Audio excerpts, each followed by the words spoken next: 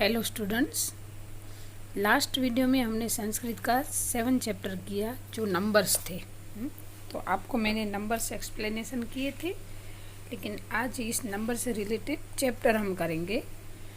यहाँ पर आपको पिक्चर दिखाई देता है कि फ्रूट सेलर है, वहाँ पे दो बच्चे खड़े हैं। तो उनके बीच में जो कन्वर्सेशन होता है वो आज हमें लेसन के स्वरूप में दिया गया है। फर्स्ट है सुरेशः अहो रमेशः कुत्र गच्छति। सुरेश नाम का लड़का था, वो रमेश को बोलता है कि कुत्र मतलब कहाँ, गच्छति मतलब जा रहे हो।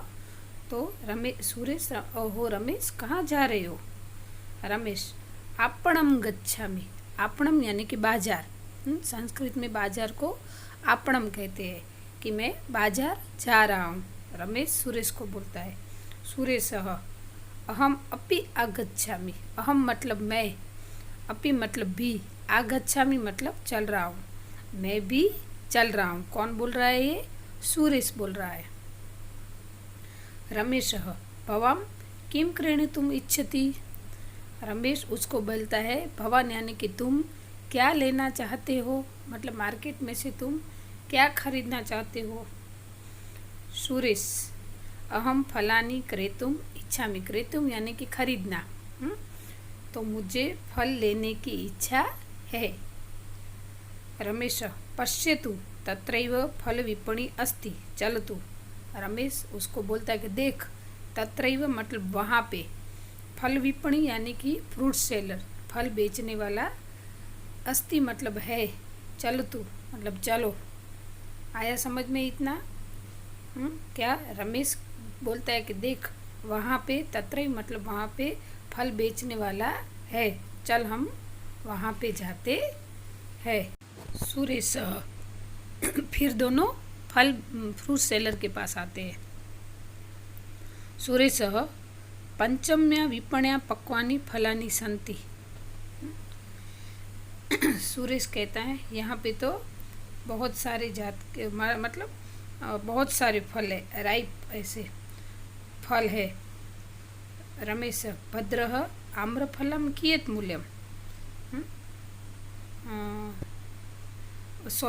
सुरेश उसको कहते हैं कि 5 पंचमा विपणम फलानी संति, मतलब उनको 5 टाइप के फल चाहिए ऐसे। तो रमेश कहता है भद्र आम्रफलानाम कियत् मूल्यम। वो सेलर को कहता है कि सर आप ये भद्र यानी कि जेंटलमैन, किसी को हम मानवाचक शब्द से बुलाते हैं ना, तो संस्कृत में जेंटलमैन के लिए भद्र है। तो ये आम्रफलानाम कियत् मूल्यम मतलब ये मैंगो की क्या प्राइस है। कियत् मूल्यम मतलब क्या प्राइस है, मूल्य यानी कि प्राइस। फल विक्रेता 50 रूप्यकाणां 10 फलानी। 50 यानी कि 50 रुपीज़, 50 रुपीज़। तो 50 रुपीज़ में 10 फल मिलेंगे, मतलब 50 रुपये में 10 फल मिलेंगे। रमेशः 12 कदलीफलानां। 12 यानी कि 12 स्टूडेंट्स। इस लेसन में देखो नंबर की ही विशेषता बताई गई है। ऊपर है 50 यानी कि 50 रुपीज़। रमेश कहता है कि 12 कदली फलानाम, 12 यानी कि 12, कदली फलानाम यानी कि बनानास, केले। और रमेश उसको वापस से प्राइस पूछता है किसकी, कि अगर मुझे 12 केले लेने हैं तो ऐसे। फल विक्रेता 16 रूपक्याणी। तो 16 रुपीज़ मतलब 60 रुपीज़। 16 यानी कि 60 रुपीज़, 16 सॉरी। तो अगर आपको एक डज़न बाहर वहाँ पे हम जाते हैं ना, बम्बई अहमदाबाद, तो वहाँ पे 1 केजी के हिसाब से नहीं, डज़न से हिसाब से फ्रूट्स और वो सब मिलता है। तो फल विक्रेता कहता है कि 16 रुपीज़ का 12 मिलेंगे ऐसे।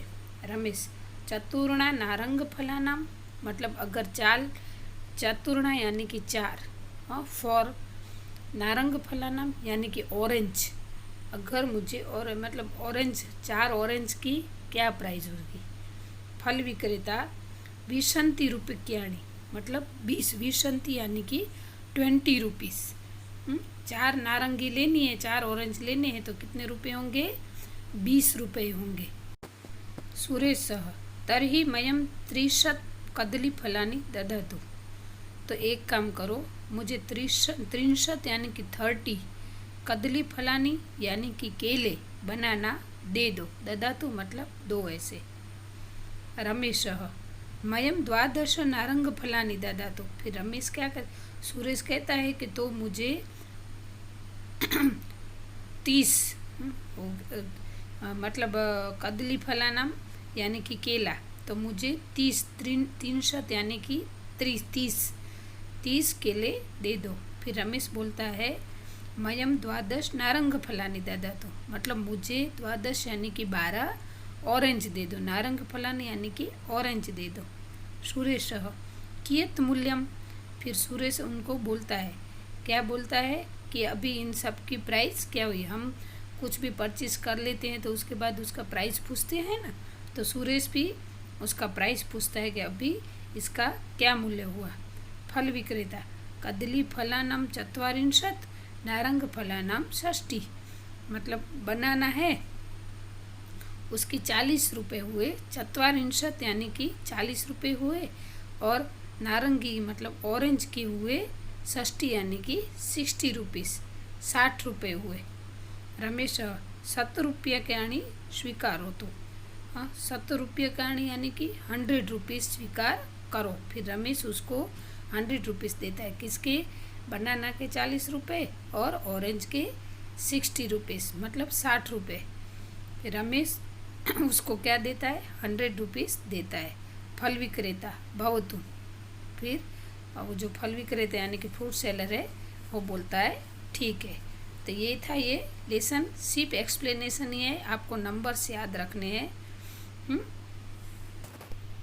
अभी आपकी टेक्स्ट बुक में पेज नंबर 33 पे सेकंड एक्सरसाइज है, जिसमें है answer the following question in Sanskrit. तो इसमें ये लेसन से रिलेटेड क्वेश्चन पूछे गए हैं, जिसका आंसर मैंने साइड में लिखा है, आपको फोटो में भी दिख रहा है। तो सॉरी, आपने नंबर्स नोटबुक में लिख लिए होंगे, अगर नहीं लिखे हैं तो लिख लेना। और नीचे आपको एक्सरसाइज शुरू करनी है, जिसमें सबसे पहले आपको ग्लॉसरी लिखनी होगी, जो आपके संस्कृत की बुक पेज नंबर 32 पे है। तो नंबर्स के नीचे ग्लॉसरी लिखना, और उसके नीचे ये आपको answer the following question in Sanskrit, जो क्वेश्चन आंसर मैं अभी समझा रही हूँ वो आपको उसके नीचे लिखना कंपलसरी है। फर्स्ट क्वेश्चन है 12 कदली फलानाम कियत मूल्यम। यहाँ पे लेसन में 12 यानी कि 12, कदली फलानाम यानी कि बनानास की, कियत मूल्यम मतलब क्या प्राइस थी लेसन के हिसाब से। तो आपको पूरा सेंटेंस लिखना है, मैंने यहाँ पे वर्ड में दिया है आंसर, आपको समझ में आ जाए इसलिए। तो 12 कदली फलानाम मूल्य 16 रूप्यकाणि अस्ति, ऐसे आपको लिखना होगा। हाँ, क्या होगा? 12 कदली फलानाम मूल्यम, कियत की जगह पे या तो एक काम करो, कियत की जगह पे सिर्फ 16 रूप्यकाणि लिखो और फिर मूल्यम लिख दो, तो आपको लिखने में प्रॉब्लम ना हो, क्वेश्चन में ही आंसर हो जाएगा। क्या होगा आंसर? वापस से रिपीट करती हूँ। 12 कदली फलानाम 16 रूप्यकाणि मूल्यम, क्रियति के जगह पे 16 रूप्यकाणि लिख देना, फिर क्वेश्चन मार्क है उसकी जगह फुल स्टॉप लगा लेना। सेकंड है कति नारंग फलानाम मूल्यम 20 रूप्यकाणि, मतलब कितने ऑरेंज क्या मूल्य 20 रुपये हो सकता है। तो कति की जगह पे आपको चतुर्णा लिखना है, तो इसका आंसर होगा चतुर्णा नारंग फलानाम मूल्यम 20 रूप्यकाणि, फिर क्वेश्चन मार्क्स निकाल के फुल स्टॉप कर देना। हाँ स्टूडेंट, वही का वही क्वेश्चन लिखना है, सिर्फ कति को कट करके चतुर्णा उसकी जगह पे लगा देना है। कह फल विक्रेत्रे 100 रूप्यकाणि ददाति, मतलब कौन फ्रूट सेलर को 100 रुपये देता है। तो कह की जगह पे रमेश आएगा। रमेश फल विक्रेत्रे 100 रूप्यकाणि ददाति, मतलब रमेश फ्रूट सेलर को 100 रुपये देता है। रमेश कति नारंग फलानी क्रीणाति, मतलब रमेश ऑरेंज के कितने फल लेता है। तो रमेश फिर कति है उसकी जगह पे 12 यानी कि 12 लिख देना है। फिर पूरा सेंटेंस क्वेश्चन लिखना है। रमेशः 12 नारंग फलानी क्रीणाति, मतलब रमेश ने 12 ऑरेंज लिए थे। 30 कदली फलानां कियत् मूल्यं, 30 बनानास की क्या प्राइस, कियत् मूल्यम यानी कि क्या प्राइस थी।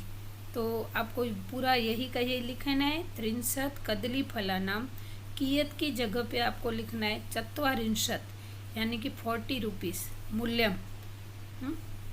आपको ये संस्कृत में वर्ड लिखना है, नंबर्स लिखोगे तो नहीं चलेगा। ये तो आपको समझ में आया इसलिए मैंने 40 लिखा है, आपको 40 ही लिखना है। तो ये थे क्वेश्चन आंसर, आपको ये नोटबुक में लिख लेने हैं क्योंकि एग्ज़ाम में आपको क्वेश्चन आंसर पूछे जाएंगे। इस तरह से आपकी जो टेक्स्ट बुक है उसमें बहुत सारी एक्सरसाइज दी गई है जो आप अपने आप घर पे सॉल्व कर सकते हो। आया समझ में? आपको अच्छा भी लगेगा और समझ में भी आ जाएगा। तो ये नंबर्स वापस से रिपीट समझा देती हूँ। नंबर्स पहले लिखने हैं, उसके नीचे ग्लॉसरी लिखनी है और उसके नीचे ये क्वेश्चन आंसर लिखने हैं, जो आपको MCQ में भी आ सकते हैं, क्वेश्चन आंसर में भी आ सकते हैं और फिलिंग द ब्लैंक्स में भी आ सकते हैं। ठीक है, तो स्टूडेंट्स ये वीडियो यहाँ पे कंप्लीट होता है। फिर हम नेक्स्ट वीडियो में नेक्स्ट चैप्टर के साथ मिलेंगे। अस्तु।